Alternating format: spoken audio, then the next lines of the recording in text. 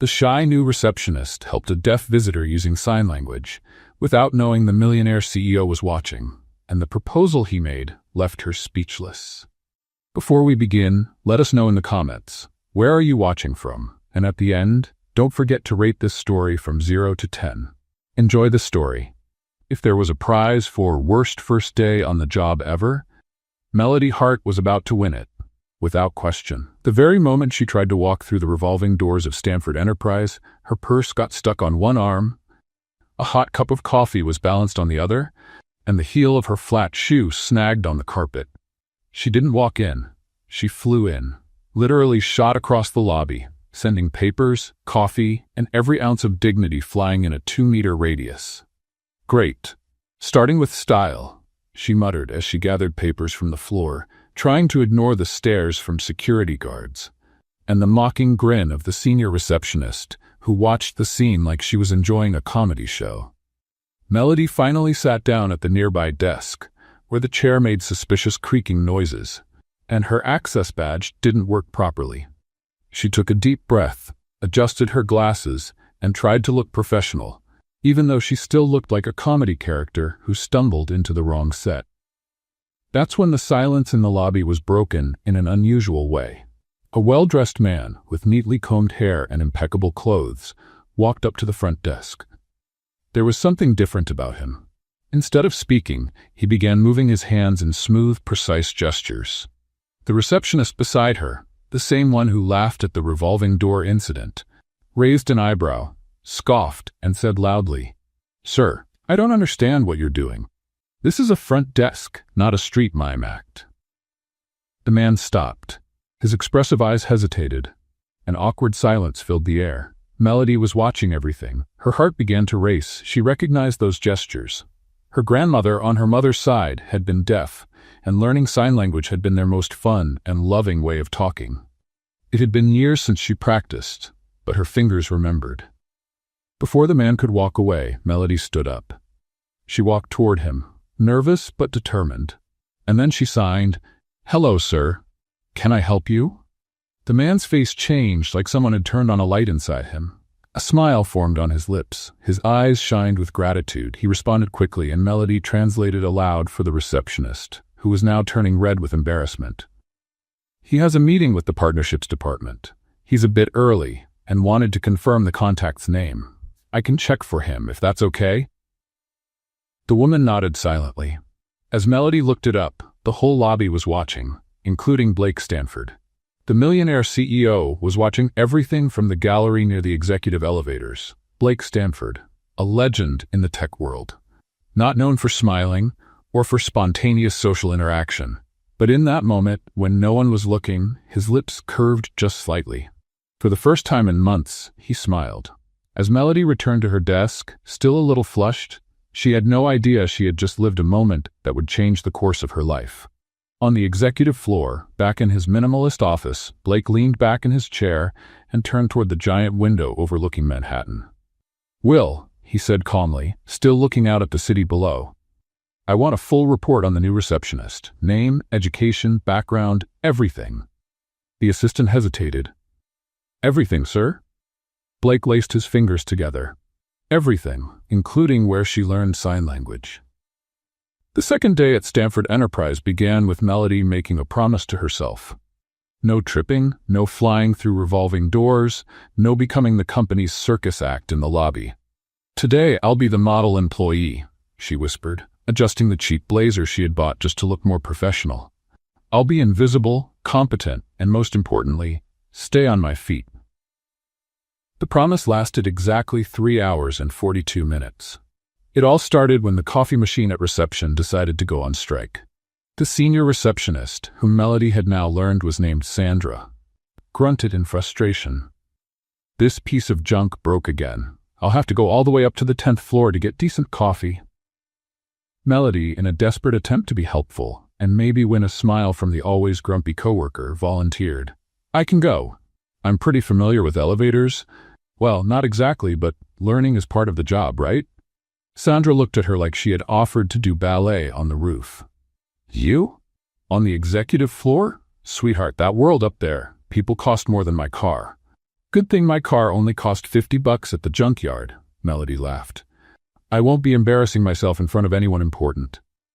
15 minutes later, she was riding the executive elevator, holding a tray with 4 cups of coffee, trying not to spill anything as the elevator rose smoothly. She was even feeling confident, like, look at me. I'm a professional carrying coffee like a real executive. That's when the elevator stopped on the 12th floor. The doors opened, and in walked a tall man, wearing a perfect suit, with dark hair neatly combed and a posture that silently said, I have more money in my wallet than you make in a year.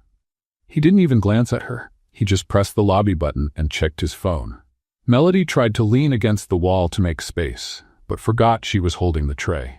Her elbow hit the wall, the tray wobbled, and the world seemed to move in slow motion. 4 coffee cups flew in different directions. One hit the elevator mirror. Another hit the floor. A third one splashed on the control panel. And the fourth? The fourth had a very specific and embarrassing destination. Right onto the man's Italian leather shoes.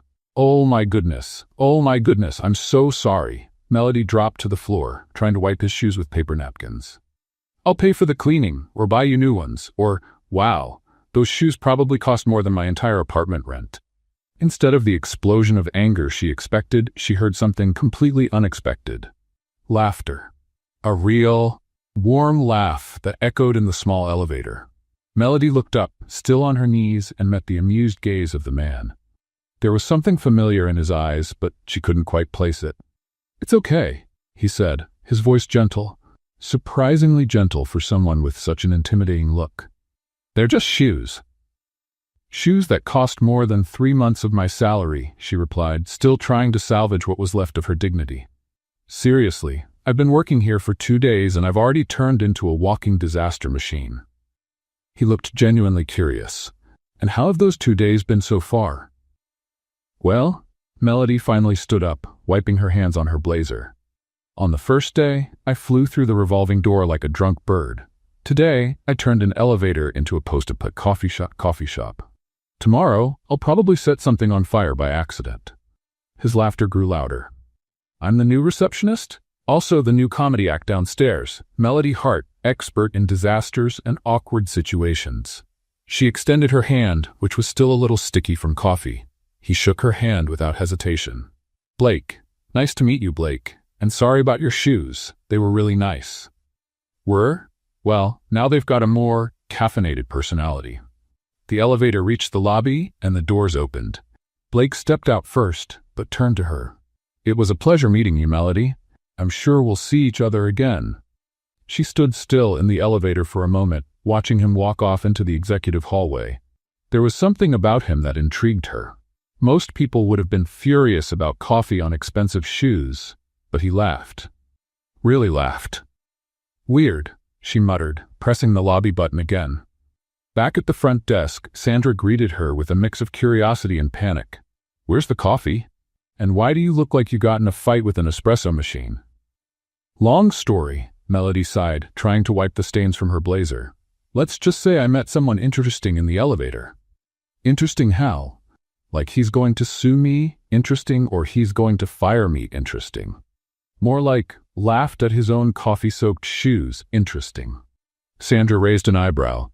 Honey, you have to tell me that story properly. But before Melody could answer, a familiar voice called behind her. Melody? She turned around and nearly choked. It was Blake, the Blake from the elevator. Only now he was standing right there at the front desk, and everyone was looking at him with a kind of reverence she didn't understand. Hi again, she said, trying to sound casual while silently panicking. Are your shoes doing better? Almost dry. Do you have a minute? We need to talk.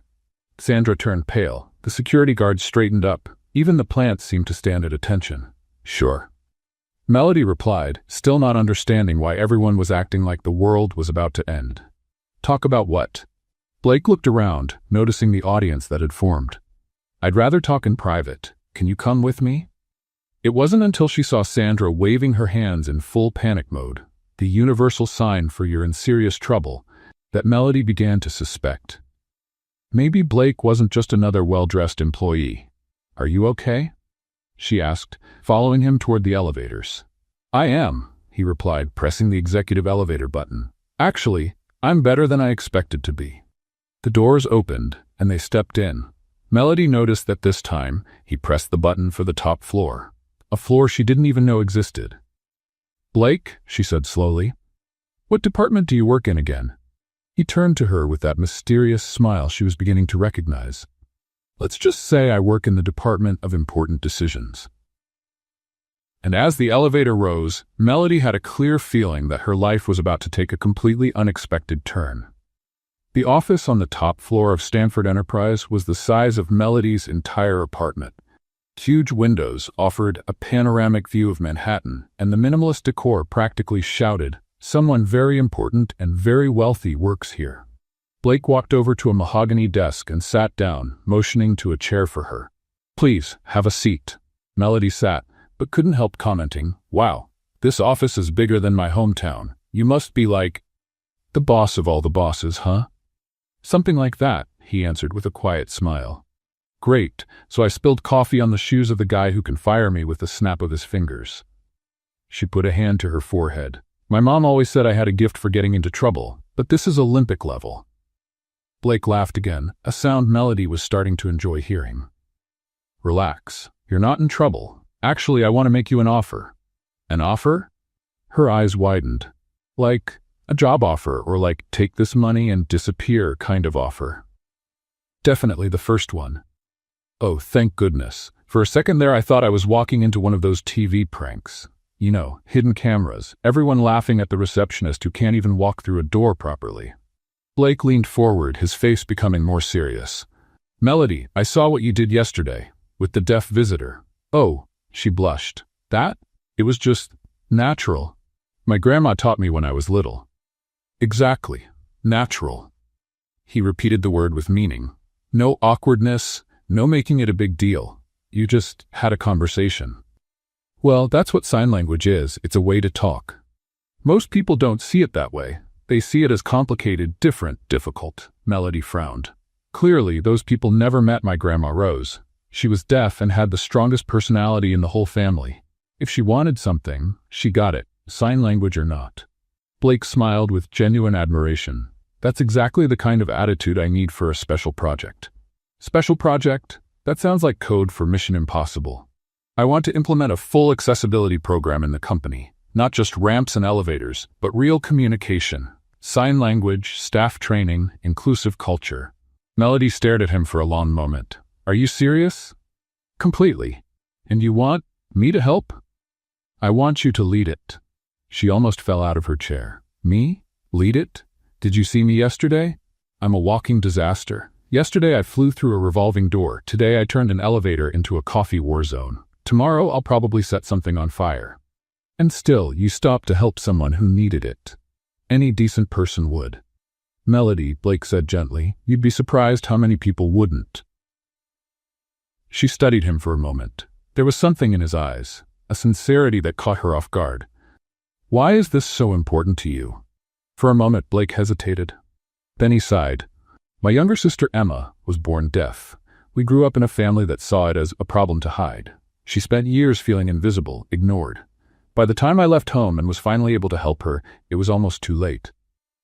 "Is Emma okay now?" "She is. She's a doctor in Seattle, married, happy, but it took years for her to believe she deserved to be heard." Melody felt a tightness in her chest. "And now you want to make sure others don't go through the same thing?" "I want places like this to be truly accessible, not just on paper." She sat quietly, trying to take it all in.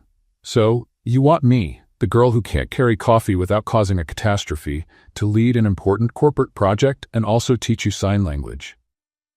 "I want you, the woman who saw someone in need and didn't hesitate, to help me make this company better." "Wow." Melody took a deep breath. "That's a lot of pressure." "Do you accept?" She looked him in the eye. There was determination there, but also vulnerability. "Can I ask a question?" "Of course. If I accept and mess everything up, which, let's be honest, is a real possibility, are you going to fire me?" Blake smiled. "Melody, in the past 2 days you've brought more genuine life into this company than I've seen in years. I doubt you could mess things up more than they already are." "Okay, But if I accidentally set something on fire, don't say I didn't warn you. I accept the risk. Then I accept the challenge. In the days that followed, what began as a company project turned into something unexpectedly fun. Blake started showing up at the front desk every afternoon for lessons with Melody. "All right, first lesson," she said, sitting on the edge of the desk. "You need to stop making that pain face when you try to sign." "I'm not making a pain face. You look like you're solving a complicated math problem with your fingers." Blake tried the sign for thank you again. But the movements were stiff, formal. "See? There it is again. The pain face. So how am I supposed to look then?" "Natural, like when you laugh at my clumsy moments." "You want me to look cheerful while signing?" "I want you to look human." He laughed, and when he tried again, the sign was much smoother. "Better." Melody clapped. "Now you look like you're actually saying thank you, not acting out a mime routine." "And now I'll teach you how to walk into a meeting without tripping." Blake said, "Oh, that's easy. The secret is never wear heels and always know where the nearest exit is." Melody, all right. Step 1, look straight ahead, not at your feet." Blake said. "That's hard." "It's very easy," Blake replied with a smile. "For you, maybe. For me, looking at my feet has always felt like the safer choice." They began walking down the hallway. Blake watched her, trying not to laugh as she exaggerated every step. "Step 2, walk like you belong here." "And how does someone walk like they belong here?" "Well, the way you normally walk. I normally walk into things, then walk like I do. You walk like you own the place." Blake stopped and looked at her. "Melody." "What? I do own the place." She blinked a few times. "I'm sorry, what?" "Stanford Enterprise. My last name is Stanford." Melody stood frozen in the middle of the hallway, processing what she just heard. "Are you telling me I spilled coffee on the shoes of the billionaire CEO of the company?" "Technically, yes." "And then I called those shoes expensive?" "Also yes. And now I'm giving sign language lessons to the man who literally owns the building we're standing in." "That's how it appears." Melody covered her face with her hands. "My mom is going to faint when she hears about this." "Why?" "You're doing an amazing job." "Blake," she said, taking her hands off her face, "you could buy my entire hometown and use it as decoration in your office." "Probably," he admitted, "but you can do something I can't." "What's that?" "You make people feel important. Seen." Before she could respond, a woman's voice echoed through the hallway. "Blake? Blake Stanford?" They turned around. A tall, elegant blonde woman, wearing a suit that likely cost more than Melody's car, walked toward them with a perfect smile. Blake immediately stiffened. "Eliza?" "What an incredible coincidence," she said, approaching with open arms. "I was visiting my lawyer's office on the 10th floor and thought, I wonder if my dear ex-fiancé is in the building." Melody felt a strange twinge in her stomach at the words ex-fiancé. "Eliza, this is Melody. She's working with me on a special project." Eliza looked at Melody like she was an interesting little bug. "How lovely. And what's your background, Melody?" "I work the front desk." "How practical." Blake quickly stepped in. "Melody is a specialist in inclusive communication." "Oh, of course." Eliza's smile became even more artificial. Blake always had these philanthropic phases. "It's not philanthropy, Eliza. It's business." "Of course it is, dear." She touched his arm in a familiar way. "By the way, I have wonderful news. I'm getting married." Blake raised an eyebrow. "Congratulations. To your brother." The silence that followed was so thick, Melody was sure you could cut it with a knife. "To Daniel? Isn't it amazing how things work out? After we broke up, I spent more time with your family, and Daniel and I realized we had so much in common." Melody watched Blake's face harden. "I'm sure you did. You'll come to the wedding, won't you? It'll be at your parents' country club in 3 weeks. I'll think about it." "Wonderful." Eliza turned to Melody with a smile that didn't quite reach her eyes. "It was a pleasure meeting you." "Melody, was it? What a unique name." And with that, she walked away, leaving behind expensive perfume and a very uncomfortable atmosphere. Blake stood still, watching her walk away. "Your ex-fiancé is marrying your brother?" Melody asked gently. "Apparently." "That's complicated." "That's one word for it." Melody studied his face. There was hurt there, but also something that looked like relief. "Do you still love her?" Blake turned to her, and for a moment their eyes met in a way that made Melody's heart race. "No," he said simply. But it still hurts to know she finally got what she always wanted: permanent access to the Stanford family. And what she always wanted was never really you. Melody, Blake said softly. People like Eliza don't want people. They want positions. As they walked back to the elevator in silence, Melody couldn't stop thinking about the look in Blake's eyes, a mix of disappointment and something else she couldn't quite name, but that made her chest feel tight in a completely new way.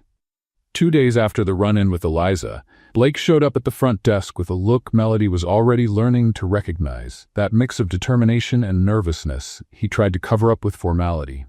"Melody, do you have plans for Friday night?" She looked up from the forms she was sorting. "Well, I was planning on a marathon of bad romantic movies and a family-sized pizza." "Why?"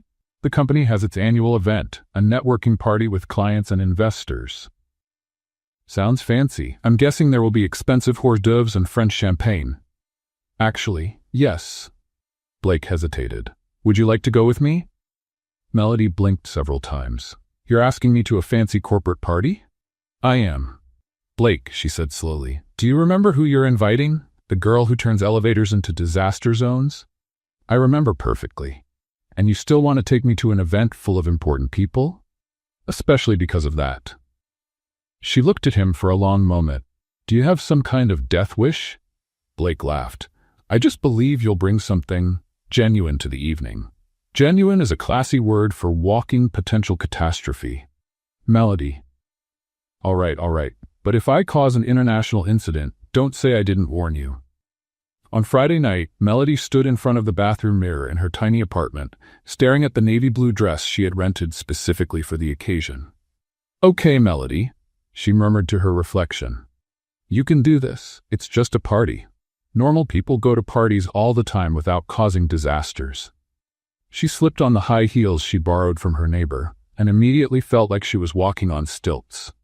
"This is going to end badly," she sighed, swapping the heels for the cleanest pair of sneakers she owned. "Better to look relaxed than break my neck." The dress looked perfect when she left home. The problem started when she tried to get out of the taxi gracefully. The fabric caught in the door, she tugged too hard, and a 6-inch tear opened along the side of the dress. "Perfect," she muttered, tying a sweatshirt around her waist to cover the damage. "Now I look like someone who got lost on the way to the gym." Blake was waiting at the hotel entrance, looking impeccable in a black tuxedo. When he saw her approaching in sneakers and a sweatshirt tied at the waist, his expression went through several emotions before settling on amusement. "Let me guess," he said. "There was an incident." "The dress decided it didn't want to go to the party," she explained. "Apparently it had other plans." "You look lovely." "Blake, I'm wearing sneakers to a black tie event." "And you look perfect just like that." Before she could argue, he offered his arm. "Shall we? I'd like to introduce you to a few people." The ballroom was full of well-dressed guests, quiet conversations, and the kind of sophisticated atmosphere that made Melody feel like she had walked into the wrong place. "Relax," Blake whispered in her ear. "They don't bite." "Are you sure? That woman over there looks like she's sizing me up for dinner." 5 minutes later, the first disaster happened. A middle-aged Asian man approached, and Melody, nervous and trying to be helpful, asked, "Excuse me, are you the DJ? Because I was hoping someone could play something a little more upbeat. This music is kind of funereal."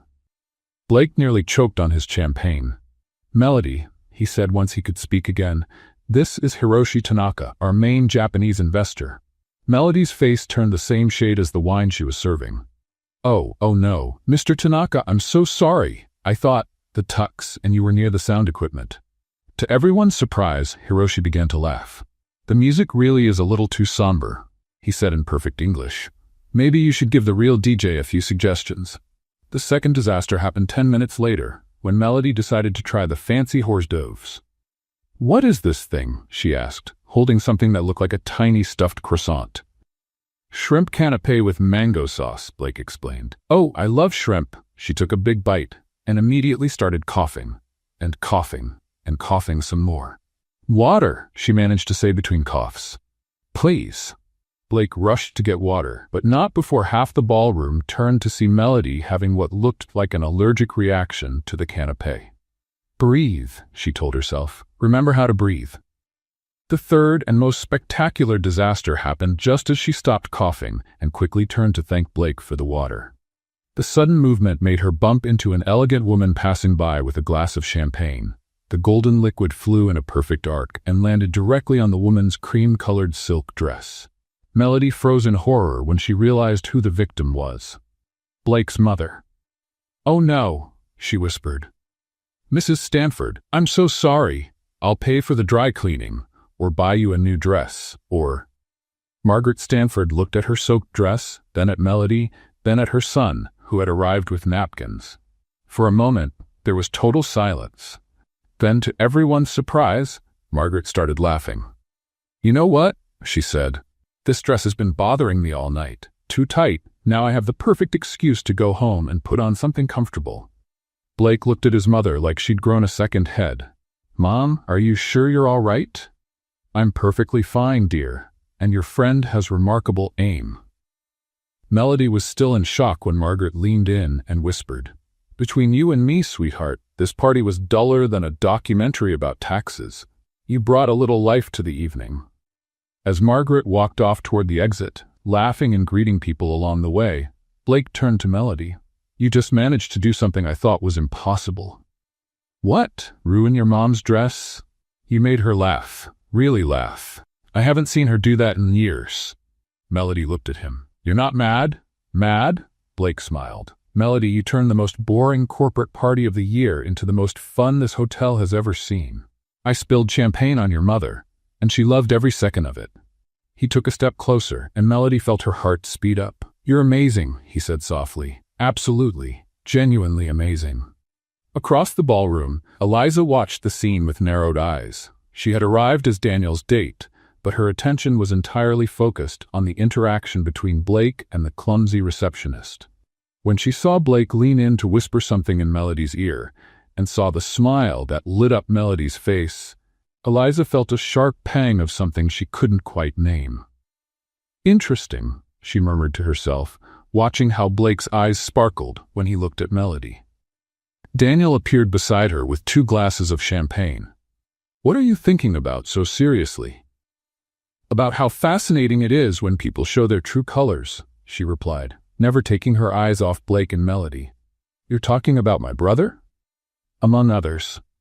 Eliza kept watching, an idea beginning to take shape in her mind, an idea that could solve 2 problems at once, make sure nothing got in the way of her wedding to Daniel, and remove any distraction that might complicate her final integration into the Stanford family. The next morning, while Melody was still processing everything that had happened the night before, and wondering if she had really seen that special look in Blake's eyes, Eliza was already on the phone with Amanda Richardson, Stanford Enterprise's Director of Human Resources. "Amanda? This is Eliza Morrison. I need to talk to you about a delicate situation that could affect the company's reputation." "Of course, Eliza. What's this about?" "It's about the new receptionist." "Melody something. I've heard some concerning comments about the methods she's using to get Blake's attention." There was a pause on the other end of the line. "What kind of comments?" "Well," Eliza said, choosing her words carefully, "it seems like she's using her position to get close to him inappropriately, trying to seduce him for personal gain. You know how harmful these situations can be for the company if they become public." "I understand your concern. I'll look into it." "Thank you, Amanda. We all just want to protect Stanford Enterprise's integrity." Eliza hung up with a satisfied smile. Sometimes problems could be solved with a simple strategic conversation. Monday arrived with Melody still smiling about the events of the party. For the first time since she started working at Stanford Enterprise, she felt like she belonged. Blake had messaged her on Sunday saying he wanted to continue working on the accessibility project, and she was excited to see him again. That feeling lasted exactly until 9:47 a.m. Melody Hart, she looked up and saw a well-dressed woman in her 50s, holding a clipboard and wearing an expression that didn't promise good news. "That's me. Amanda Richardson, Human Resources. I need to speak with you. Now." Sandra, the senior receptionist, made a face that clearly meant, "You're in trouble." "Sure," Melody said, trying to sound casual. "Is there a problem with my hiring paperwork?" Not exactly. The HR meeting room was small, windowless, and had that unmistakable smell of impending trouble. Amanda sat across the table with a folder that looked like it held Melody's entire criminal record. Melody, we've received some concerns regarding your professional behavior. My behavior? Melody blinked, confused. I know I'm still learning, but I've really been doing my best. Specifically, your interactions with the company's CEO. Melody's stomach dropped. With Blake? Mr. Stanford, Amanda corrected her coolly. There are claims that you've been using your position to get close to him in an inappropriate manner. Inappropriate? Melody's voice jumped an octave. What are you talking about? Melody, I'll be direct. We've received reports that you're trying to seduce the CEO to gain promotions and perks. For a moment, Melody was speechless.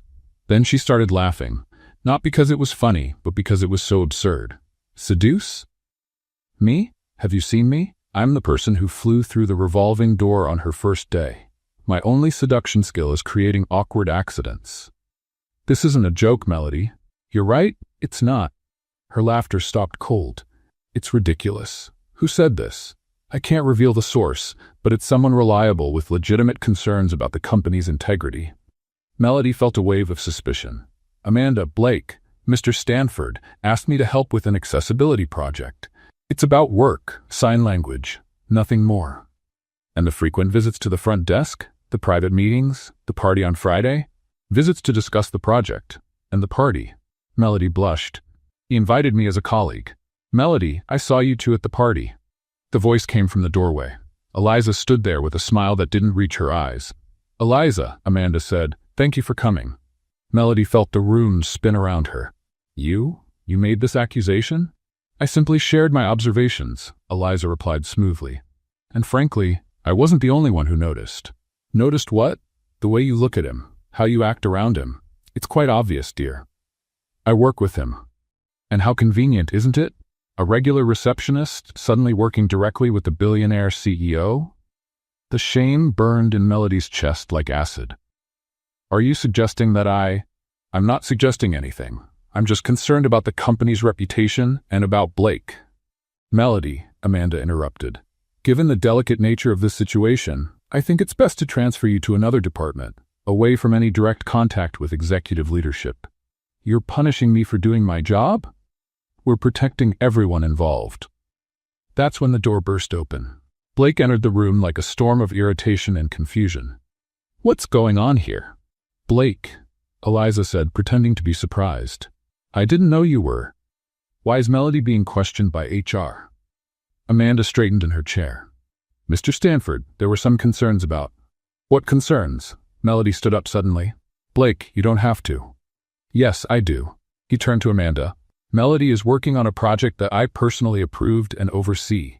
Any concerns about it should have come directly to me. The allegations were of a personal nature, Amanda said gently. Personal? Eliza stepped forward. Blake, we've all seen how you interact. The special attention, the private meetings, the way she looks at you. Blake was silent for a moment that felt too long. And what exactly is the problem with that? The question caught everyone off guard. Blake, Eliza said softly, you need to consider your position, the company. I think about my position every day, he replied coldly. And I think about how this company treats people. Melody is an outstanding employee doing important work. No one's questioning her work, Amanda said quickly. Just her motivations.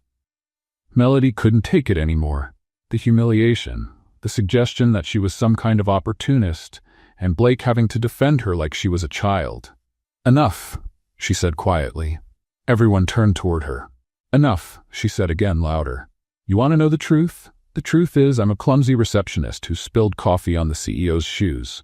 The truth is he was kind enough not to fire me and even gave me a chance to work on something important. She looked directly at Eliza. And if you think I have some master plan to seduce anyone, you clearly don't know me. My only talent is causing embarrassing accidents. Blake took a step toward her. Melody. No, Blake. Thank you for trying to defend me, but I don't need that. She turned to Amanda. Keep your transfer. I'm resigning. The silence in the room was deafening. Melody, it doesn't have to be this way, Blake said, and there was something in his voice she hadn't heard before. Yes, it does. She picked up her bag. I don't belong in this world. Everyone knows it, including me. That's not true. Blake, she said gently, thank you for everything. Really? But some things just aren't meant for some people. And she left the room before anyone could say another word. Blake stood there, staring at the door she had just walked through. Well, Eliza said, breaking the silence, at least now there are no more complications. Blake turned to her with an expression that made Eliza take a step back. Eliza, if you think you did anyone a favor, you're very wrong. And he walked out, leaving Amanda and Eliza alone with the weight of what had just happened. Melody was down in the lobby, gathering her things from the front desk, when Sandra walked over. Honey, are you sure about this? I am, Melody replied, trying not to cry. It was fun while it lasted. You going to be okay? I always am. That's when she heard footsteps approaching. She turned and saw Lucas, the deaf visitor she had helped on her first day. He was smiling and holding a colorful brochure. Lucas. What a surprise, Melody signed. He signed back. I was hoping to find you. I wanted to invite you to an event my nonprofit is hosting this weekend. A corporate accessibility program. Would you be interested? Melody looked at the brochure, then at his hopeful face. Why not? She had nothing to lose. You know what, Lucas? I'd love to. As she walked out through the revolving door, this time without tripping, Melody looked up and saw Blake standing in the upstairs gallery, watching her leave with an expression that held frustration, confusion, and something he was still learning to recognize. Something that looked a lot like a broken heart. The weekend came faster than Melody expected. After 3 days at home, watching bad movies and eating a questionable amount of ice cream, she decided it was time to stop feeling sorry for herself and do something productive. At least I have somewhere to go, she murmured as she got ready for Lucas's nonprofit event. And maybe I'll meet normal people who don't think I'm some kind of schemer. Her friend Kaylee called while she was deciding between two equally simple dresses. Melody, how are you? I heard at the office that you left the company. Kaylee worked in the marketing department at Stanford Enterprise and had been one of the few people who was kind to Melody from day one. Oh, Kaylee, let's just say I learned I'm not exactly cut out for corporate life.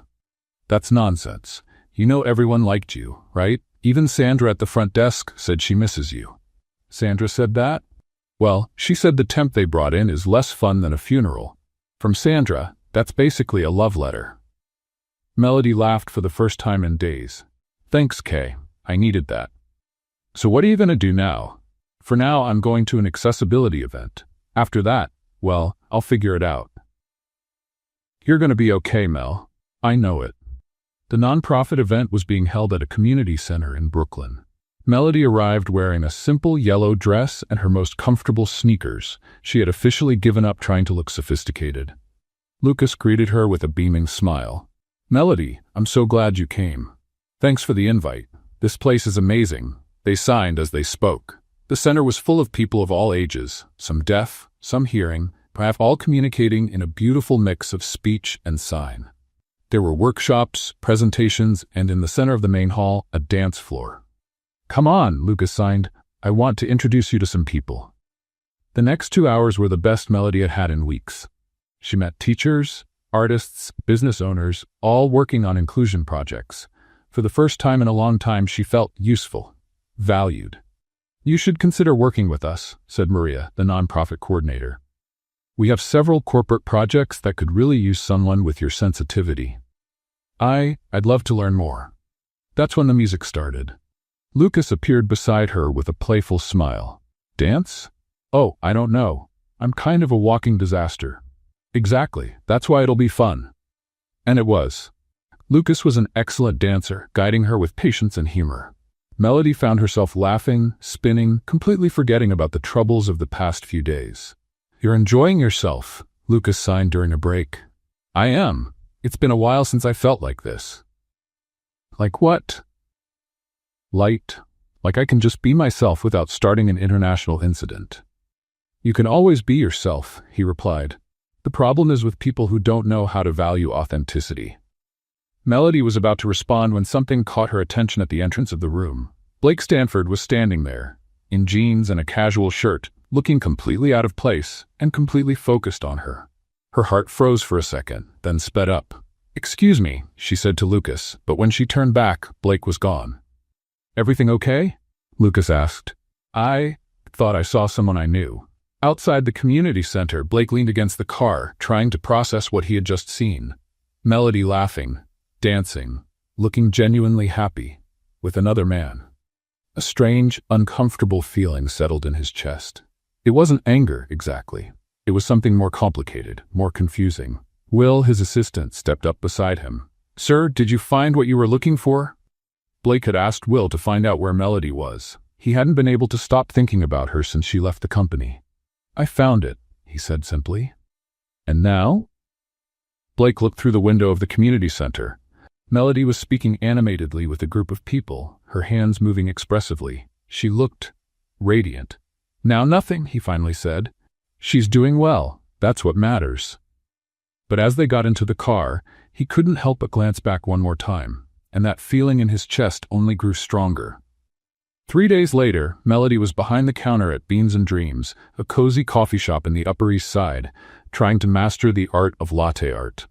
"Is that a leaf or a dead bird?" asked Jake, the cafe owner, looking at her latest attempt. "It was supposed to be a heart," Melody sighed, "but I think it looks more like an accident." "Hey, at least the coffee tastes good. And you're great with customers." It was true. Melody found that she liked the job. It was simple, honest, and the people who came into the cafe were generally kind. Generally. The exception came on a rainy Tuesday, in the form of a middle-aged man, well-dressed, with a permanently annoyed expression and a posture that screamed, "I'm more important than you." "Double espresso, and get it right this time," he said without even looking at Melody. "Excuse me?" she asked politely. "This is your first time here." He finally looked up, scanning her with disdain. "You're new." "I am. Can I help you?" "Doubtful. Where's Jake?" "He's out making a delivery, but I can make your espresso." The man scoffed. "Of course you can. I bet you also give wine pairings and investment advice." Melody felt the sarcasm hit like a slap. "Actually, I can make a very good coffee and treat you more politely than you're treating me." He raised an eyebrow. "Excuse me?" "I said I can make a good coffee. Do you want one or not? And who do you think you are to speak to me like that?" "Someone who works for a living and treats people with basic respect, a concept you may not be familiar with." The man's face turned red. "Do you have any idea who I am?"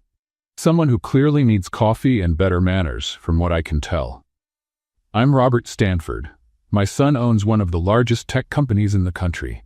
Melody felt her blood go cold, but she held her ground. "How interesting. I'm sure your son is proud of how politely you speak to people who serve you." "How dare you? How dare I work for a living? How dare I expect basic courtesy? Yes, imagine the nerve." Robert Stanford slammed his hand on the counter. "You're an insolent waitress who clearly doesn't know her place, and you're a rude customer who clearly lost his manners on the way to wealth." They stared at each other for a tense moment. "You can be sure your boss will hear about this," he finally said. "You can be sure he'll hear my side too." Robert stormed out without his coffee. Melody stood behind the counter, slightly trembling, not from fear, but from anger and adrenaline. "Well," she muttered to herself, "that explains where Blake got his charm." 3 hours later, at the Stanford Enterprise office, Will walked into Blake's room with an odd look on his face. "Sir, I need to tell you something." "What is it?" "I just got back from lunch with your father. We went to that new cafe near his office." Blake looked up from his documents. "And?" "Melody was working there." Blake froze. "Melody? Yes, sir. And, well, your father wasn't exactly kind to her." "What happened?" Will hesitated. "He was rude, very rude. Called her, well, things I'd rather not repeat, but she didn't stay quiet. She stood up for herself." Blake closed his eyes. "And how did it end?" "With your father storming out and Melody looking like she'd just gone 10 rounds with a hurricane and won." Blake couldn't decide if he felt proud or concerned. "Anything else?" "Well, she did mention that now she knows where you got your charm from." Despite everything, Blake smiled. "She said that?" "She did." "Sir, may I say something?" "Go ahead." "She may have argued with your father, but there were tears in her eyes when he left, and they weren't from fear." Blake was silent for a long moment. "Thanks for telling me, Will." "You're welcome, sir." Left alone in his office, Blake turned toward the window overlooking the city. Somewhere out there, Melody was serving coffee and probably making someone smile. And probably still thinking he was just another arrogant Stanford. That feeling in his chest came back, stronger this time. Blake Stanford was in the executive meeting room, trying to focus on a presentation about international expansion. But all he could think about was the hurt expression on Melody's face after the confrontation with Robert Stanford. "Blake," his father said during a break, "are you paying attention? This European acquisition will require your full commitment." "I'm paying attention." "Good, because I can't have you distracted with frivolous matters." Something in his tone made Blake look up. "Frivolous matters? I heard you've taken an interest in an employee, a former receptionist." Blake felt his blood boil. "Where did you hear that?" "I know it's that insolent girl from the cafe who had the nerve to disrespect me." "You were rude to her," Robert scoffed. "I was direct. There's a difference." "You called a cafe employee." Blake stopped himself. "Actually, I don't even want to repeat what Will told me. She deserved it. Girls like her need to know their place." Blake stood up slowly. "Girls like her? Come on, Blake. A receptionist with no education, no class, no pedigree. What could you possibly want with someone like that? Maybe because she's the most genuine person I've met in years." Robert laughed dismissively. "Genuine? She's an opportunist. They all are." "No," Blake said, his voice dangerously low. "You're wrong. Blake, you're too smart to fall for the sweet, humble girl act. It's not an act, and even if it were, it worked because she makes me feel—" "What? Special? Blake, you're a billionaire. Any woman would make you feel special." Blake slammed his hand on the table. "She makes me feel human." The room went silent. "She makes me laugh," Blake continued, the words spilling out like a confession. "She makes me want to be better. She looks at me and sees just Blake, not the CEO, not the heir, not the bank account, just me." Robert looked at him like he had lost his mind. "Blake, you're in love with a clumsy receptionist." "I am." The words came out before he could stop them, and once spoken, he realized they were completely true. "I'm in love with her," he said again, more firmly, completely, irrevocably in love. Robert stood up, his face red with anger. "This is ridiculous. You're confusing physical attraction with—" "I'm not confused. For the first time in my life, I know exactly how I feel. Blake, think about the company, the family, your position.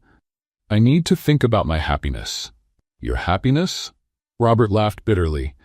"You think girls like that bring happiness? They bring scandal, blackmail, problems. Melody isn't like that."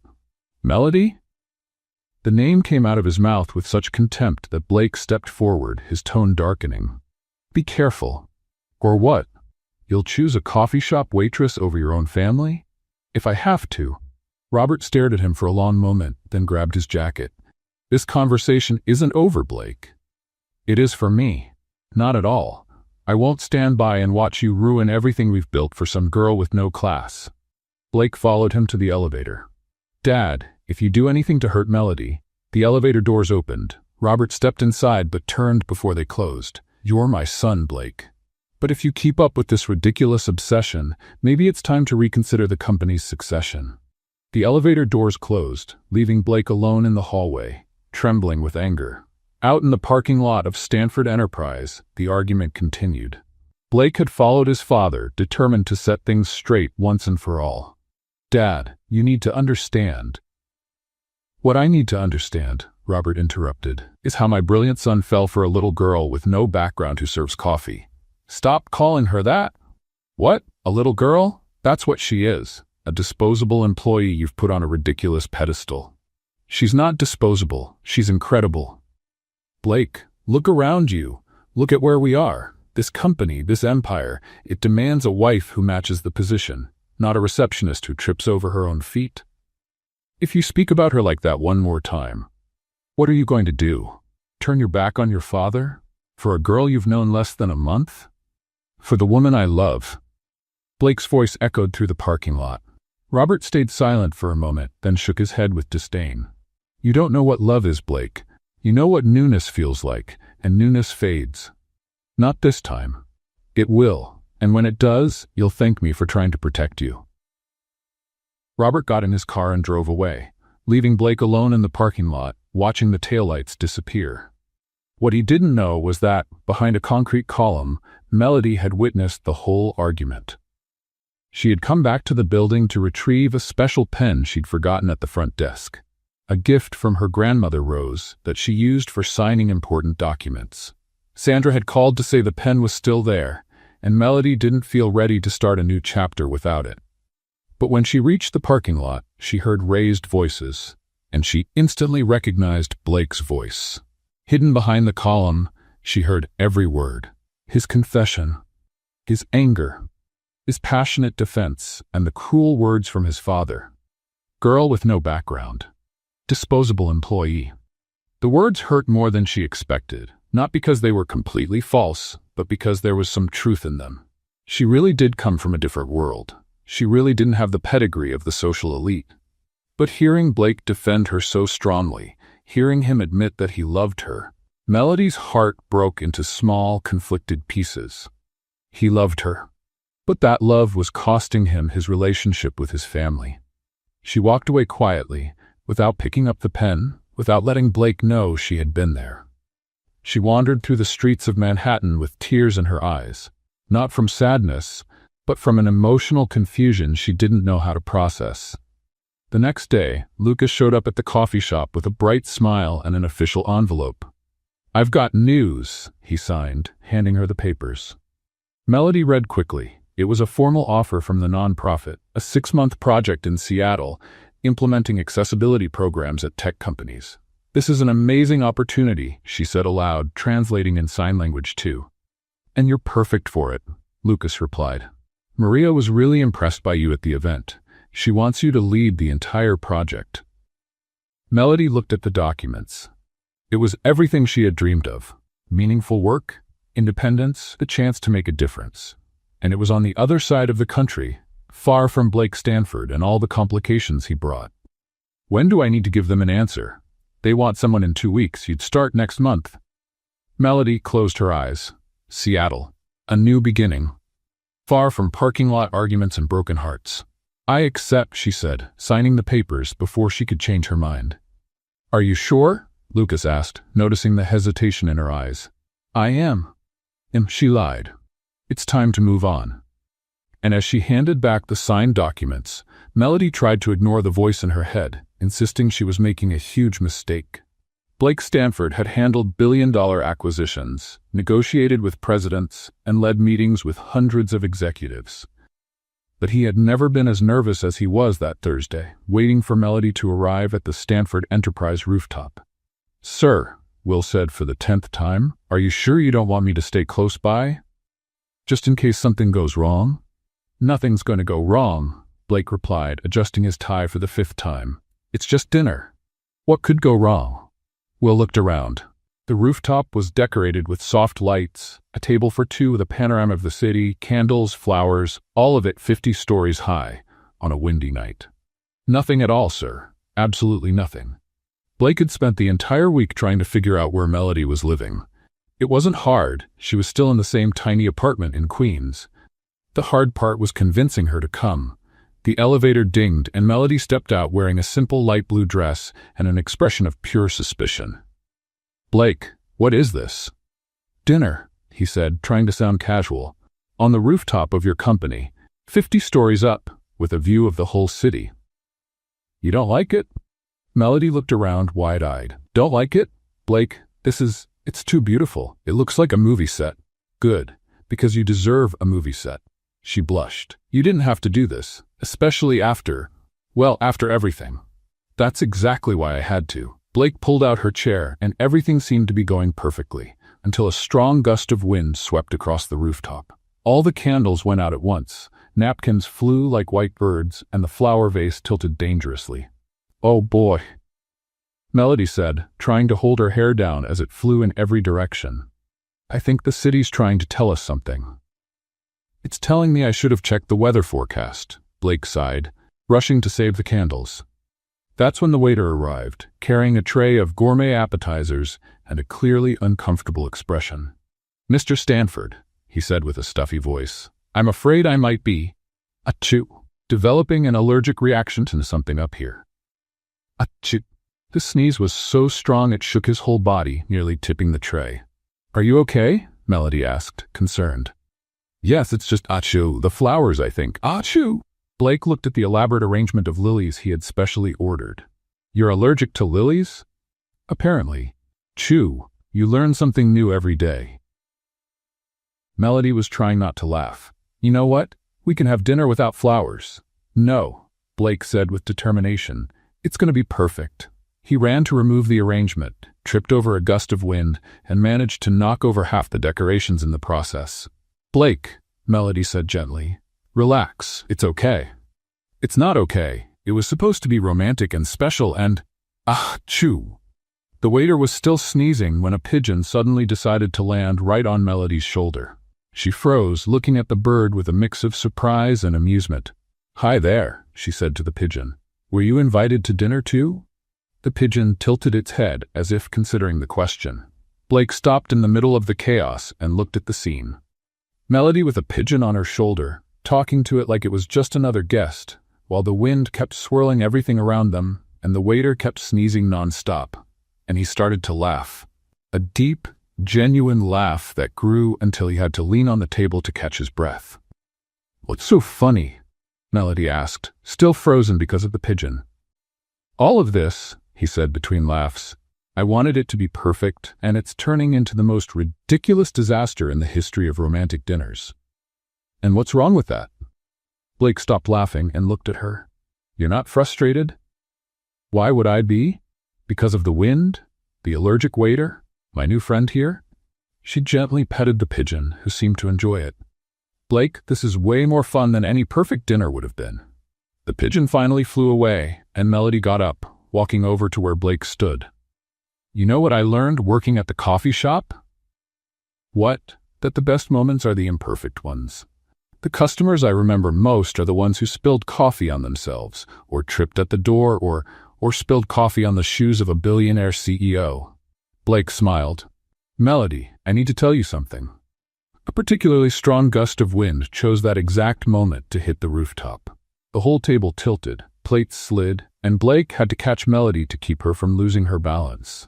They stood there, holding each other in the middle of complete chaos. "What were you going to tell me?" she asked, softly. Blake looked into her eyes, deciding it didn't matter if the world was falling apart around them. "That I love you." The wind stopped, as if it had heard his words. "I love you, Melody Hart. I love how you turn disasters into adventures. I love how you make everyone feel important. I love how you make me laugh, even when everything's going wrong."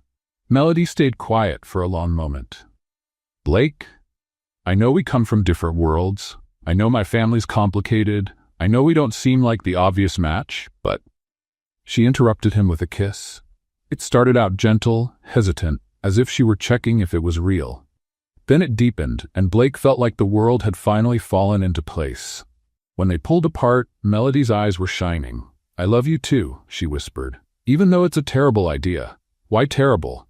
"Because we're from different worlds. Because your family hates me. Because I still trip on revolving doors.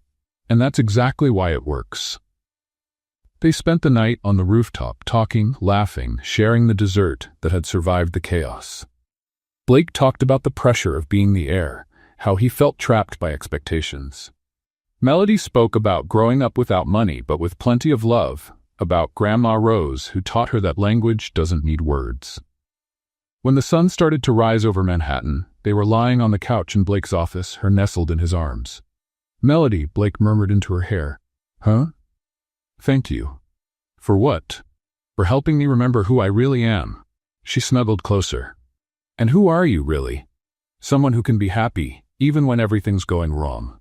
The next morning, Blake woke up alone. Melody had left, leaving only a note on the pillow next to his. "Blake, thank you for showing me that I'm worthy of being loved just the way I am. You gave me the most precious gift anyone could give.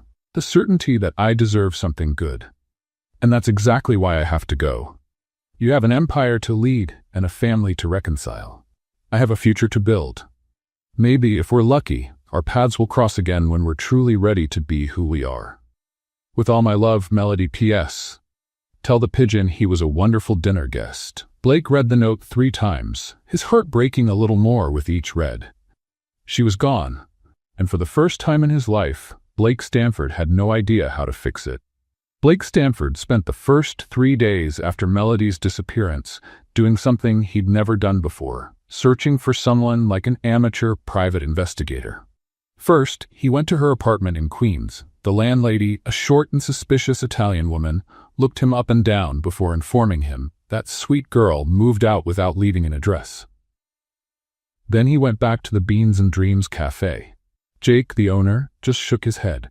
She said she had a new opportunity, something about Seattle, but she didn't give any details. Seattle. Blake clung to that word like a castaway to a piece of driftwood. Do you have any way to reach her? Son, Jake said, drying a cup, if she wanted you to know where she was, she wouldn't have disappeared without a word. Hard to argue with that logic. Back at the office, Blake tried to throw himself into work. He had a major merger to finalize, 3 presentations to prepare, and a quarterly report that was already late. Instead, he stood by the window, looking out over the city, wondering if Melody was still out there somewhere, or if she had already gone to the other side of the country. Will walked into the room with a stack of documents. Sir, you need to sign these contracts. Blake picked up the pen and paused. Will, do you know of any accessibility projects in Seattle? Sir? NGOs, companies, anything involving sign language. Will hesitated. I can look into it, but may I ask why? Blake looked at his assistant. Will had been with him for 5 years, had seen all his moods, all his changes, all his failed relationships. Because I'm trying to find someone. The receptionist? Melody, yes. Will sat in the chair across from the desk. Sir, with all due respect, maybe she left for a reason. What reason? Maybe she feels like you two are from very different worlds. Blake gave a bitter laugh. Seems like everyone thinks that. And what do you think? I think different worlds can still meet. Will was quiet for a moment. I'll start looking into Seattle. In the following weeks, something strange began to happen at Stanford Enterprise.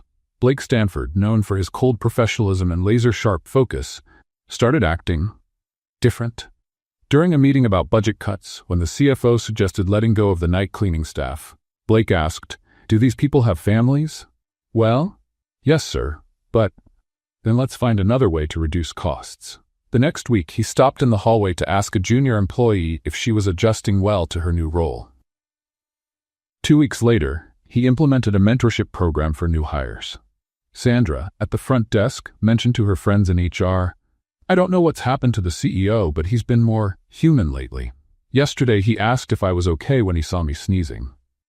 Amanda Richardson, from HR, had a hunch. Did this start after that girl left the company? Melody? I think so. Why? Just curious. Meanwhile, 3,000 miles away, Melody was discovering she had a natural talent for leading projects. The NGO office in Seattle was small but welcoming, with a view of Puget Sound. Melody had been assigned to implement accessibility programs in 5 tech companies in the area. "Are you sure you've never done this before?" asked David, the regional coordinator, as he reviewed her progress reports. "I'm sure. Why?" "Because you've accomplished more in 2 weeks than our previous team did in 2 months. It was true. Melody had found that her straightforward approach worked wonders with tech executives. Instead of formal presentations full of jargon, she simply showed how inclusive communication worked in practice. "Look," she said during one presentation, "sign language isn't complicated. It's just another way to talk." And then she signed, "Good morning, nice to meet you," as she spoke the words. The executives were fascinated. In 3 weeks, she had trained 50 employees, implemented visual communication systems in 2 offices, and helped one company hire its first deaf employees. "You should consider making this a permanent career," said Maria, the director of the NGO, during a video call. "I'm thinking about it," Melody replied, and she truly was. The work was rewarding, she was making a difference, and Seattle was a beautiful city. She should have been completely happy. So why did she wake up every morning feeling like something was missing? The answer came on a rainy Thursday, while she was training the HR team of a startup. The company's CEO, a young programmer who had built the business from the ground up, made a self-deprecating joke about his lack of social skills. Melody laughed, and for a moment she expected to hear a familiar laugh echo hers. When she realized she was the only one laughing, her chest tightened. Blake. She missed the way he laughed at her clumsiness. The way he made her feel like disasters could be charming. The way he looked at her like she was the most fascinating thing in the world. "Stop it," she muttered to herself. "You made the right choice." But the quiet nights in her small Capitol Hill apartment suggested otherwise. On a Friday morning, the invitation arrived. Melody was sipping coffee and reviewing presentations when the email appeared in her inbox. National Corporate Accessibility Conference, New York. She almost deleted it without reading. She received dozens of event invitations every week. But something about the name of the organizing company made her stop. Stanford Enterprise. Melody stared at the screen for a long moment. Was it just a coincidence? Did Blake know she was in Seattle? Was this some kind of indirect attempt to reach out? She read the email 3 times. It was professional, formal, inviting her as the keynote speaker to talk about practical implementation of inclusion programs in tech companies. At the end of the message, one line caught her eye. The conference will feature an opening speech by CEO Blake Stanford, titled "The Future of Inclusive Communication in the Corporate World." Melody closed the laptop. She couldn't go. It would be too complicated, too painful, too confusing. But she spent the entire day thinking about the invitation. That night, she called Lucas on video chat. "I need advice," she signed as soon as he appeared on screen. "About what?" She told him about the invitation, about Blake, about the whole confusing situation. "Do you still love him?" Lucas asked directly. Melody sighed. "Yes. And does he love you?" "He said he does." "Then what's the problem?" "The problem is that we come from different worlds. His family hates me, and—" Lucas interrupted her with a sign. "Melody, can I say something?" "Of course. You've spent your whole life feeling different, right? Because of your grandmother, because of where you come from, because of who you are." She nodded. "And now you've found someone who loves you exactly the way you are. But you're running away because he's different too?" Melody stayed silent. "Maybe," Lucas continued, "different people are exactly what each other needs." After the call, Melody stayed up late, watching the Seattle rain and thinking about Lucas's words. The next morning, she replied to the email. "I accept the invitation. I'll be in New York next week." And as she hit send, she felt a mix of fear and excitement she hadn't felt since the first time she spilled coffee on Blake Stanford's shoes. The flight from Seattle to New York felt like the longest of Melody's life. Not because of the 6 hours in the air, but because of the 6 million conflicting thoughts that went through her mind during the trip. "What am I doing?" she murmured to the airplane window, watching the clouds go by. "I'm going to see Blake, give my presentation professionally, and fly back to Seattle. Simple as that." The woman next to her, an older lady with gray hair who had spent the whole flight knitting, looked over her glasses. "Honey, you've been talking to yourself for 2 hours. Either you're rehearsing a very important presentation or you're going to see a man." Melody blushed. "How do you know?" "I'm 60 and have 4 daughters. I recognize that I'm making a mistake but can't stop myself face from a mile away." "And what's your advice?" The woman smiled. "If it's a presentation, relax. If it's a man, take a deep breath and be honest. And if it's both, then, sweetheart, you're in trouble." The hotel in Manhattan was far too elegant for Melody's budget, but the conference organizers had insisted on paying for accommodations for all keynote speakers. She settled into the small but comfortable room, trying not to think about the fact that she was just a few miles away from Blake. "Professional," she told the mirror as she adjusted the navy blue blazer she had bought just for the occasion. "You're a respected professional giving a talk on accessibility. You're not a clumsy former receptionist chasing after a billionaire ex-boss." The conference auditorium was in the convention center, a modern, impressive building that made Melody feel small the moment she walked in. There were hundreds of people, executives, consultants, advocates, all talking in groups about corporate inclusion and best practices. Melody checked the schedule. Her talk was set for 2 in the afternoon. Blake's opening speech was at 10 in the morning. "I can avoid him completely," she thought. "I'll come in after he finishes, give my talk, and leave before anything awkward happens." That plan lasted until she heard a familiar voice echo through the auditorium's sound system. "Good morning. My name is Blake Stanford, and I want to talk to you about how a receptionist completely changed my perspective on communication." Melody stopped in the middle of the hallway, as if she had just been punched in the stomach. She couldn't help it. She quietly stepped into the back of the auditorium, hiding behind a group of people to watch. Blake was on stage, as polished as ever, but something about him was different. There was a softness she didn't remember seeing before. "A few months ago," he continued, "I witnessed something that changed my life. An employee at my company, with no formal training, no preparation, helped a deaf visitor in such a natural and compassionate way that it made me realize how disconnected I was from the people who really matter." Melody felt her heart beating faster. "This young woman taught me that communication isn't about words. It's about connection. It's about truly seeing the people in front of us." That's when Melody noticed. In the corner of the stage, a woman was interpreting Blake's entire speech in sign language. She covered her mouth with her hand, surprised. "She taught me," Blake went on, now looking directly at the interpreter, "that when we truly want to communicate with someone, we find a way, and that the most powerful form of communication is simply caring." The audience was completely silent, taking in every word. That's why, starting today, all Stanford Enterprise conferences and events will include live sign language interpretation. Because inclusive communication isn't a kindness, it's a responsibility. Applause erupted throughout the room. The interpreter smiled and clapped as well, signing her approval. "I want to thank," Blake said as the applause quieted down, "the young woman who taught me to listen with my eyes and speak with my heart. Wherever she is, I hope she knows she didn't just change a company, she changed a life." That's when their eyes met.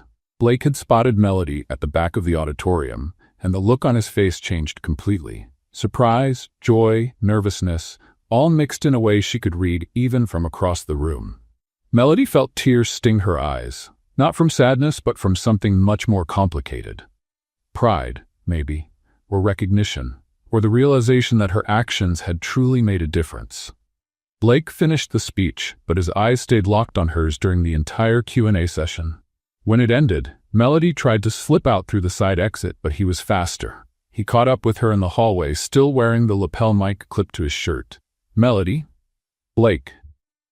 She tried to sound casual, like running into him was the most normal thing in the world. "You came. You invited me. I was hoping. I wasn't sure." They stood there, in the middle of a hallway filled with important people discussing corporate strategies like two awkward teenagers. "Your talk was beautiful," she finally said. "It was true, every word." "Blake? Melody, can I talk to you? In private?"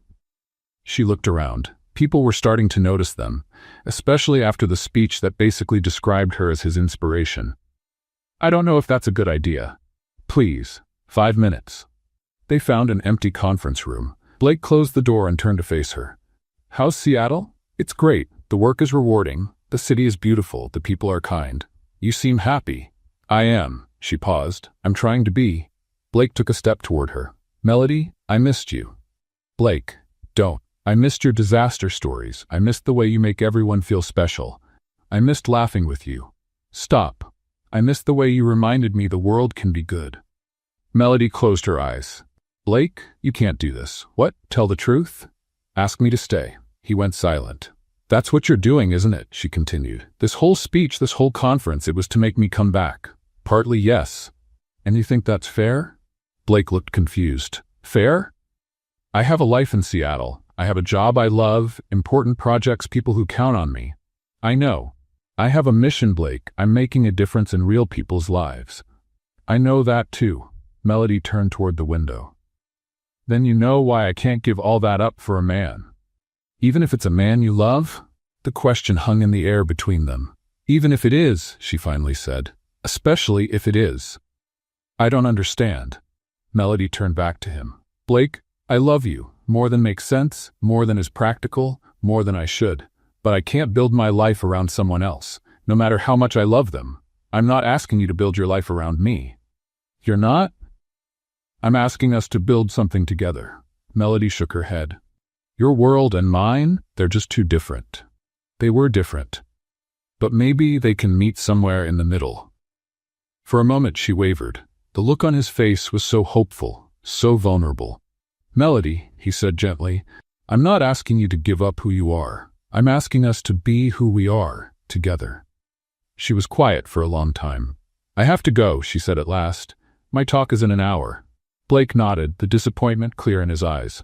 "Of course, I don't want to get in the way of your work." Melody walked to the door, then stopped. "Blake, yes, thank you for what you said in the speech, for making the company more inclusive, for seeing me. Thank you for teaching me how to see." And with that, she walked out of the room, leaving Blake alone with the weight of unspoken words and unexplored possibilities. 3 days after the conference, Melody was back in Seattle, trying to focus on a presentation about implementing visual communication systems when her phone rang. "Melody, finally!" Kaylee's excited voice came through the line. "I've tried calling you 1,000 times. Hi, Kay. Sorry, I've been busy with work. It's okay, but I need to talk to you. Will you be able to come to my wedding on Saturday?" Melody blinked, confused. "Your wedding? Kaylee, you weren't even dating anyone when I left New York." "It's a long story. I met Tyler 2 months ago at a coffee shop. Ironic, right? And we decided life's too short to wait. It'll be a small ceremony in Central Park." "In Central Park? Kay, that's crazy?" "I know, but Tyler's a freelance photographer and always dreamed of getting married outdoors. And I thought, why not?" Melody smiled in spite of herself. "Well, if anyone was going to have a spontaneous wedding in a park, it would be you. So you'll come? Please? You're one of my dearest friends, and it would be perfect to have you there." Melody hesitated. Going back to New York so soon after the conference felt complicated. "I'm not sure, Kay. Work." "Melody Hart, are you really going to miss your friend's wedding because of work? Besides, it's going to be fun. Tyler has some wild friends. There'll be music, food, and probably a few hilarious disasters. When you put it that way, how can I say no?" "Great. I'll send you the details by email. And Mel, wear something comfortable. This is the kind of wedding where guests might end up saving the cake." Saturday arrived with one of those perfect autumn days in New York. Melody wore a simple floral dress and flat shoes. She had learned from experience that outdoor events and heels didn't mix, especially when she was involved. Central Park looked beautiful, with golden leaves gently falling and that soft kind of light that made everything feel like a romantic movie. The ceremony site was a small grassy area near the lake, decorated with simple flower arrangements and folding chairs that were clearly rented on a tight budget. "Melody?" Kaylee came running over, glowing in a vintage wedding dress that probably cost less than a fancy dinner, but made her look like a princess. "You came." "Of course I did. You look beautiful, Kay." "Thank you, and you got here just in time for the chaos." "What chaos?" As if on cue, a tall man with a beard and a panicked look rushed over. "Kaylee, we've got a problem. The minister is stuck in Brooklyn Bridge traffic." "This is Tyler," Kaylee said calmly. "Tyler, this is Melody." "Melody, my panicked fiancé." "Nice to meet you. So, about the minister?" "We'll wait, or find someone online to marry us. Or improvise." Kaylee shrugged. "Honey, if I manage to plan this wedding in 3 weeks, I can deal with a late minister." That's when a loud buzzing sound echoed above them. "What's that?" Melody asked, looking up. "Oh, that's my cousin Josh with the drone," Tyler explained. "He offered to film the ceremony from above." The buzzing grew louder and more out of control. Tyler frowned. "That doesn't sound right." "Watch out," someone yelled. The drone dove toward the cake table like a mechanical bird on a kamikaze mission. Splash! The 3-tier cake, clearly homemade and made with love, turned into a blast of whipped cream, strawberries, and frustration. "My cake!" Tyler groaned. "Josh!" Kaylee yelled at her cousin, who was desperately trying to control the drone. "Sorry, the controls jammed." The drone kept flying wildly, now with cake stuck to the blades, spreading whipped cream on the guests like edible confetti. Melody couldn't help it. She started laughing. "What are you laughing at?" Kaylee asked, wiping whipped cream from her hair. "This, all of this." "Kay, your wedding is already more memorable than any fancy hotel ceremony." "She's right," a familiar voice said behind her. Melody turned and nearly choked. Blake Stamford was standing there, dressed in a casual suit with an amused smile and a smudge of whipped cream on his tie. "Blake, what are you doing here?" "I invited him." Kaylee said with a guilty smile. You what? Well, I might have mentioned the wedding to Sandra, who mentioned it to Amanda from HR, who told Will, who told Blake. Blake stepped closer. Actually, it was more direct than that. Kaylee called me herself and said you'd be here. Melody looked back and forth between the two of them. You set this up? We did, Kaylee admitted, and I don't regret it one bit. Kaylee, Melody, the two of you are ridiculously in love and being ridiculously stubborn. Someone had to do something. Before Melody could argue, the minister came rushing in, out of breath and red-faced. Sorry, traffic was terrible. Did I miss anything? Everyone looked around, the destroyed cake, the whipped cream-covered guests, the drone now stuck in a nearby tree. No, Minister, Tyler said. You got here at the perfect time. The ceremony that followed was the sweetest and most chaotic Melody had ever seen. Kaylee and Tyler looked at each other like they were the only two people in the world, even with bits of cake in their hair. The vows were interrupted by a particularly bold squirrel, and the rings nearly rolled into the lake. But when they kissed as husband and wife, with the golden sunlight coming through the trees and friends clapping around them, Melody felt tears in her eyes. Beautiful, isn't it? Blake whispered next to her. It is, she admitted. After the ceremony, while the guests improvised a little reception with the food that had survived the drone, Blake walked up to her. Want to take a walk? Blake? Please. Just a walk. They walked to the edge of the lake, where ducks swam peacefully, unaware of the wedding chaos that had just taken place nearby. Melody, Blake began, I've been thinking a lot about our talk at the conference. Blake, I already said. I know what you said, and you were right. She looked at him, surprised. I was? You can't give up your life for me, and I can't give up mine for you. Melody's heart sank, even though that was exactly what she had said, right? But, Blake went on, that doesn't mean we can't build something together. I don't understand. He stopped walking and turned to face her. Melody, what if it's not about New York versus Seattle? What if it's about us versus the distance? What do you mean? Stanford Enterprise needs to expand to the West Coast. We've had plans for an office in Seattle for years. Melody frowned. And we need someone to lead our accessibility and inclusion programs, nationwide. Blake, this isn't charity. I'm not creating a job for you. It's a real need for the company, and you're the most qualified person I know. Melody stayed silent, processing. You're offering me a job? I'm offering you a partnership, professional and personal. And how would that work? You'd keep doing your work, but as the National Director of Inclusion at Stanford Enterprise. I'd split my time between New York and Seattle. We'd build something together, with neither of us giving up who we are. Melody looked at him. You'd do that? You'd change your life like that? Melody, you changed my life the second you spilled coffee on my shoes. I still can't believe you remember that fondly. I remember all of it fondly.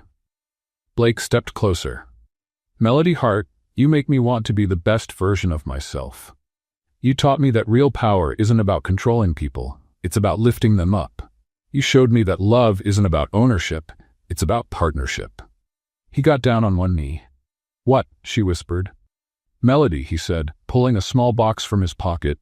Would you do me the honor of building a life together? Of being my partner in everything? Of marrying me? Melody looked at the ring, simple, elegant, perfect, and then at Blake, kneeling on the grass in Central Park, with wedding cake still on his tie and love in his eyes. Blake Stanford, she said, her voice trembling, you're proposing to me in a public park after the most chaotic wedding in history. I am. With whipped cream on your suit. I am. And expecting me to say yes. Blake smiled. I'm hoping you will. Melody knelt too, so they were eye to eye. Yes, she said. Yes to all of it. To the partnership, to the love, to building something amazing together. And there, by the lake in Central Park, with ducks as their witnesses and the distant echoes of laughter, Blake slid the ring on Melody's finger and she kissed him like it was both the first and the last time. When they pulled apart, they were both laughing and crying at the same time. I knew you'd say yes, Blake whispered against her forehead. How did you know? Because we're the kind of people who turn disasters into adventures. And because you're stubborn enough to set up ambushes at weddings. That too. And as the sun set over New York, painting the sky in gold and pink, Melody finally understood that sometimes the best stories begin with accidents and end with choices.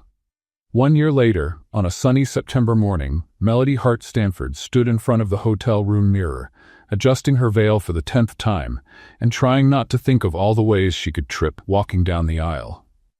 "Breathe, dear," said Rose, her grandmother, who at 82 had insisted on traveling from Ohio to New York to see her granddaughter get married.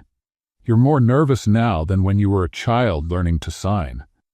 "That's because back then, the worst I could do was spill a glass of water," Melody replied, speaking and signing at the same time, as it had become natural for her. "Now I might knock over an entire altar." Rose laughed, her voice blending with the expressive gestures Melody had known all her life.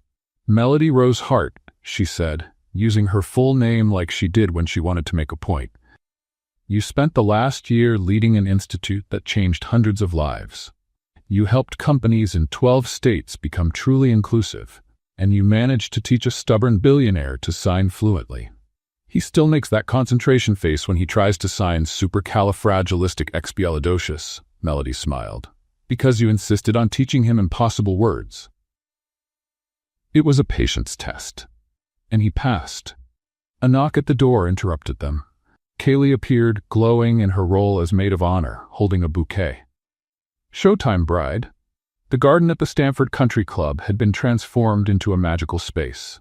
Chairs arranged in a semicircle around a simple, elegant floral altar, exactly how Melody had asked. But what made her smile most was the presence of 2 sign language interpreters, placed carefully so that all the guests, deaf and hearing, could follow every moment of the ceremony. "Ready?" asked Daniel, Blake's brother, who had offered to walk her down the aisle when he learned Melody's father had passed away years ago. "Ready," she lied, holding his arm. The music began, an instrumental version of At Last that Blake had chosen because, as he said, it perfectly described how he felt about finding her. Melody started walking, and her attention immediately went to Blake, standing at the altar with a smile that could light up all of Manhattan. Beside him was Will, serving as best man, and she could see Lucas in the front row, signing beautiful over and over with a glowing smile. Next to Lucas was a dark-haired woman Melody knew was Hannah, his new fiancée. They had met during an inclusive art project in Brooklyn. But it was when she saw Robert Stanford in the second row that Melody almost stumbled. Blake's father was there, wearing an expression she had never seen before. Not exactly warm, but respectful. He gave a small nod when their eyes met, and Melody was so surprised she nearly forgot to keep walking. "Focus on the groom," Daniel whispered. "He looks like he's about to faint from nerves." It was true. Blake, usually so composed, was clearly emotional, his eyes shining as he watched her approach. When she finally reached the altar, Daniel handed her off to Blake with a quiet whisper. "Take good care of her. She's special." "I know," Blake replied, taking Melody's hands. "Hi." "Hi," she said, smiling. "You didn't run." "Never." Pastor Charles, who had been chosen specifically because he was fluent in sign language, smiled at the two of them.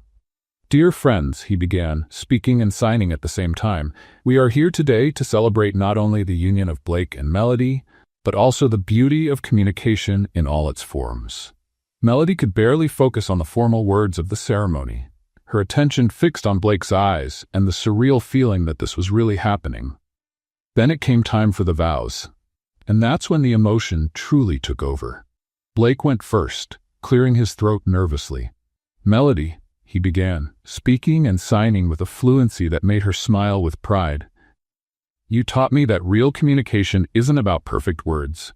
It's about sincere intention. You showed me that love isn't about finding someone perfect, it's about perfectly loving someone's imperfections."